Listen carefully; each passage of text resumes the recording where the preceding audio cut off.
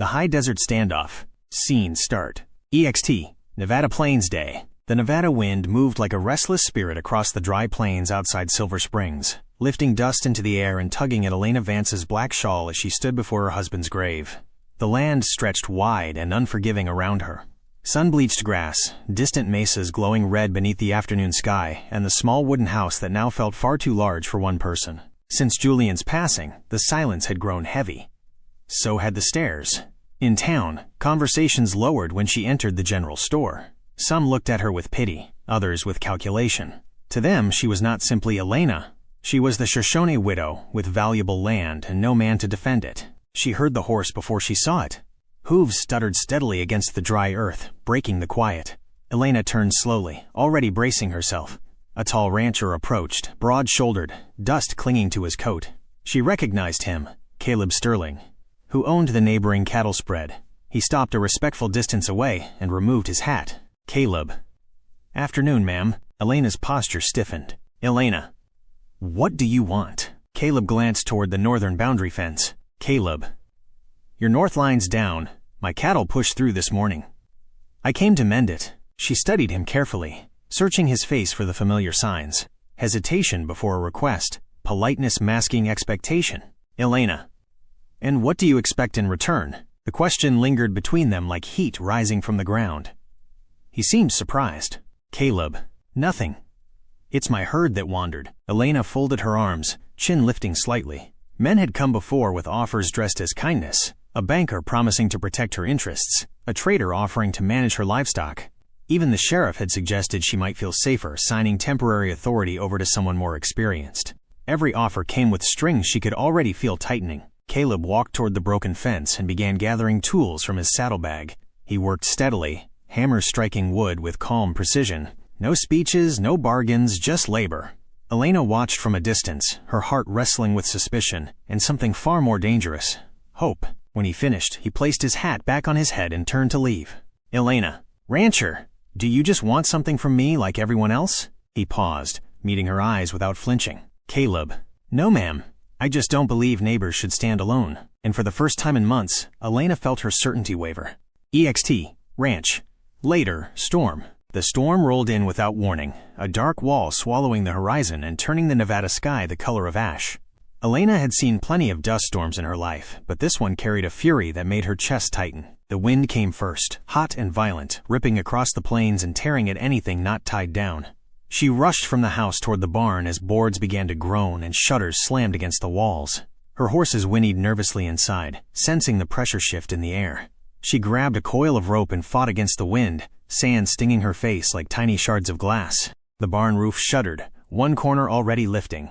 Elena climbed the side ladder despite the gusts trying to knock her back down. Since Julian's death, she had done everything herself. There had been no one else to rely on. She refused to ask for help again, refused to owe anyone anything. A sudden crack split the air as a loose plank tore free. She lost her footing for a moment, heart slamming against her ribs. Through the haze of swirling dust, she heard something else, hoofbeats cutting through the storm. She squinted into the chaos and saw a familiar silhouette riding hard toward the ranch. Caleb Sterling. He dismounted quickly, tying his horse near the fence before running toward her. "Caleb, get down from there." "Elena, I've got it." The words nearly vanished in the storm. Ignoring her protest, he climbed up beside her, bracing the beam with his shoulder while securing it with rope. Together they worked against the storm, hands raw, eyes burning, bodies pushed to the limit. There was no time for argument, no space for pride, only survival. After what felt like hours, the worst of the wind passed. They dropped down into the barn, breathing heavily, dust coating their clothes and skin. Elena leaned against a wooden post, brushing sand from her face. "Elena, you didn't have to come." Caleb removed his hat, running a hand through his wind-tangled hair. "Caleb, I saw the storm heading this way. Figured you might need another set of hands." She studied him carefully, searching again for the hidden price she'd grown used to expecting. "Elena, every man who offers help wants something eventually." His expression softened, not offended but understanding. "Caleb, my wife passed 3 winters ago. After that, folks treated me like I couldn't manage alone. Some tried to buy parts of my land cheap.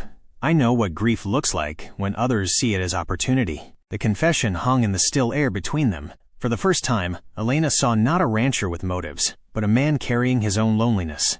Outside, the sky began to clear. Inside, the storm between them had not disappeared, but it had begun to shift. Kitchen day. The news arrived folded inside a stiff envelope bearing an official seal. Elena turned it over in her hands at the kitchen table, the paper heavier than it should have been.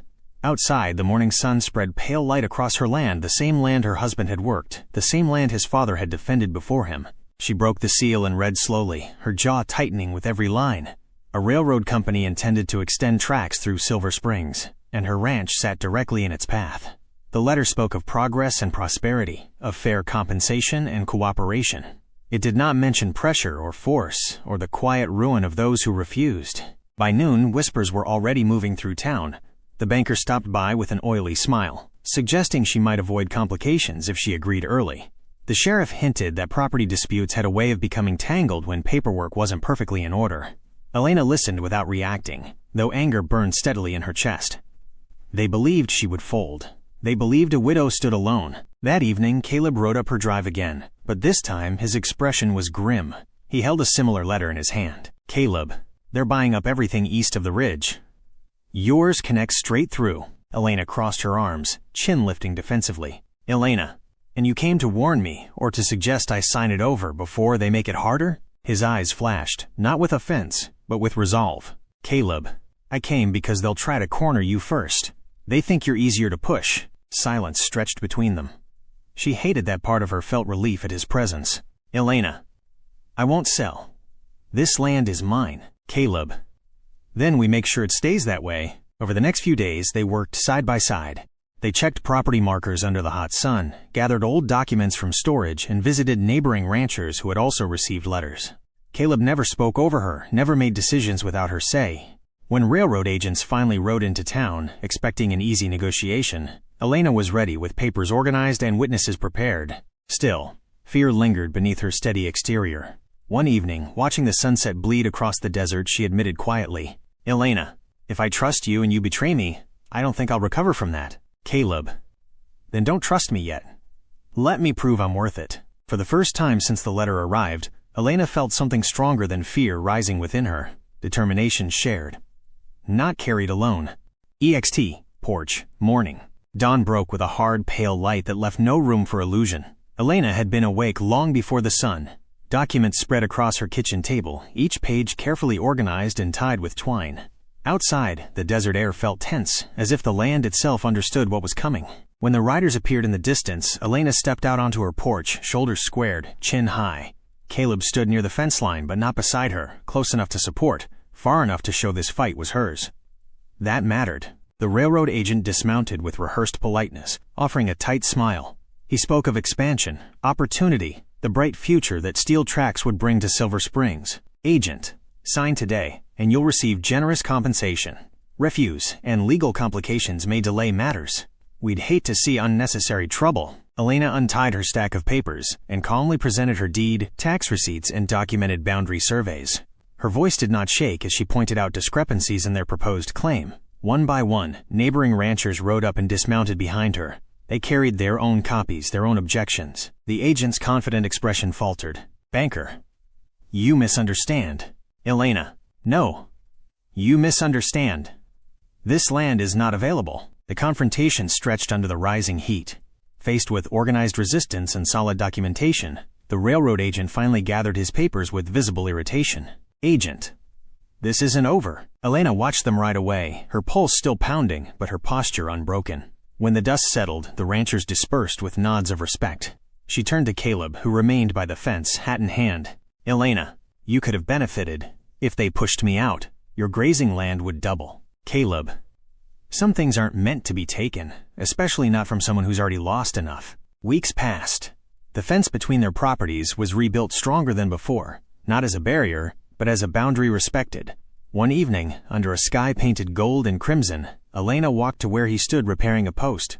Elena, if you stay, it won't be because I owe you. Caleb met her eyes, steady and certain. Caleb, I wouldn't have it any other way. And for the first time since Julian's death, Elena allowed herself to believe that partnership did not have to mean possession, and that trust, when earned slowly, could feel like freedom instead of risk. Fade out. If you enjoyed this story of resilience and shared strength, please remember to share, like, and subscribe for more.